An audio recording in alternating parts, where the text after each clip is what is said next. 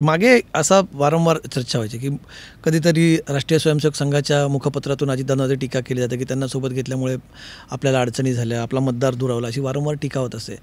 अजित पवार त्या आघाडीमध्ये अनवॉन्टेड आहेत का? किंवा त्यांना तिथे त्यांची मजबुरी म्हणून ते एवढं सगळे अपमान सहन करून तिथे बसतात, अशी टीका त्यांच्यावरती केली जाते.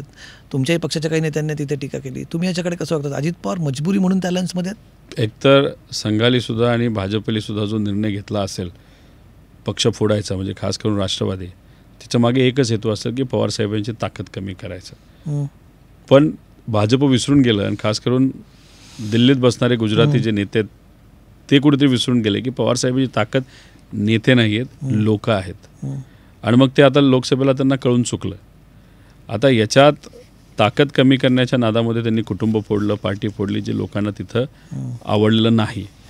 त्यामुळे तिथे आता दादांच्याबद्दल काय केलं जातं हे आपल्याला बघावं लागेल. पण दुसरी एक गोष्ट तुम्ही समजून घ्या, एकनाथ शिंदे साहेबांची ताकद महायुतीमध्ये खूप वाढलेली आहे.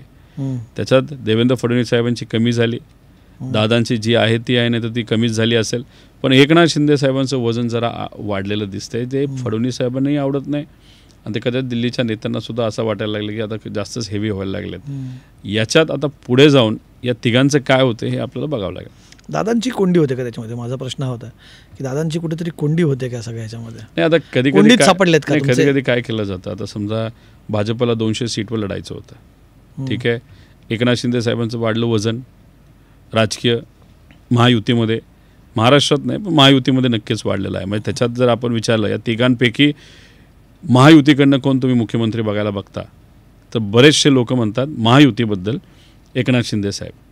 आणि डायरेक्ट दुसरा नंबर हा देवेंद्र फडणवीस साहेबांचा येतो, पण फार खालच्या टक्केवारीमध्ये येतो. सरकार कोणाचं येणार, तर महाविकास आघाडीचं. आता एकनाथ शिंदे साहेबांचं वजन वाढल्यामुळे 200चं टार्गेट जे शिवसेने BJPला ठेवलं होतं ते त्यांना अचीव्ह करता येत नाही, कारण एकनाथ शिंदे साहेबाला जादा सीट द्यायच्यात. मग सीट कोणाच्या कमी करायच्या, तर मग दादांच्या कमी करायच्या. मग त्यासाठी कसं करायचं, मग कार्यकर्ते बोलायला लागतात.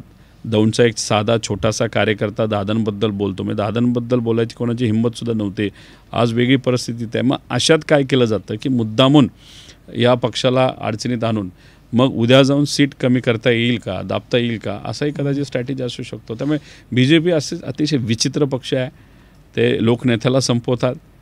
दादांसारखे कार्य, दादांसारखी पद्धत कोणाचीही नव्हती. पण काय केलं, आता ताकद कमीच केली आणि एकनाथ शिंदे साहेबांना सुद्धा येत्या काळामध्ये तेच बघावं लागणार आहे. दादांचा तुम्ही म्हणता की ताकद तर तशी कमी करायचा प्रयत्न होतो, पण अजित पवारसुद्धा कुठेतरी या आघाडीत जाऊन त्यांची बदलले आहेत किंवा ते थोडेसे नरम पडलेत असं वाटतं तुम्हाला? नाही, ते मला तरी सांगता येणार नाही. तुम्ही बघता नाही, तुम्ही मला एक पॉलिटिकल ऑब्झर्वर म्हणून सांगा, तुम्हाला का अजित पवारांची आघाडीमध्ये तुम्ही आता याचा उल्लेख केला की ते आता पूर्वीचे अजित पवार नाही आहेत, त्यांना आता खूप कॉम्प्रोमाइज करून राहावं लागतं? दादा तर मोठे नेते आहेतच, पण त्यांच्याबरोबर असणारे जे इतर नेते आहेत ते सुद्धा काय पार्टीबद्दल चांगला विचार करणारे नाहीत. नाही तर त्यांना खूप पार्टीचं पडलंय, कार्यकर्त्यांचं पडलंय, पक्षाचं पडलंय, विचाराचं पडलंय, म्हणून ते काही सत्तेत गेले नाही. त्यांच्या अडचणी होत्या म्हणून ते सत्तेत गेलेत.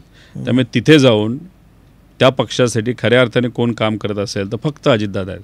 आणि बाकीचे सर्व नेते काय स्वार्थापोटी तिथे गेलेले आहेत. याच्यामुळे काय होतं आहे की मला असं वाटतं बाहेरून सगळं प्रेशर अजितदादांवर येतं आहे आणि हे मात्र बाकीचे नेते फक्त मलिदा खाण्यासाठी बसलेले आहेत आणि त्यांच्यावर जी कारवाई होणार आहे ती थांबवण्यासाठी बसलेले आहेत. त्यामुळे ते प्रेशर अजितदादांवर जास्त असल्यामुळे कुठंतरी जे स्टाईल आहे दादांची, पूर्वीची स्टाईल आत्ताच्या स्टाईलमध्ये खूप मोठा फरक झाला आहे. त्यामुळे बाकीचे नेते आयत्या बिळावर नागोबा म्हणून तिथं बसलेले आहेत. सगळं प्रेशर दादांवर आहे आणि त्या प्रेशरमध्ये आजपर्यंत सगळं प्रेशर पवारसाहेब घेत होते. आत्ता सगळं प्रेशर दादांवर आलेलं आहे आणि कधीही प्रेशरमध्ये या सर्व नेत्यांनी काम केलेलं नाही. त्यामुळे गडबड तिथं कुठंतरी मोठ्या प्रमाणात व्हायला लागली असं माझं व्यक्तिगत मत आहे. मग अजित पवार काय करतील तुम्हाला वाटतं अशाच परिस्थितीमध्ये? कारण तुम्ही त्यांना जवळनं म्हणजे एक फॅमिली मेंबर म्हणून बघितलं आणि राजकीय नेते म्हणून पण बघितलं.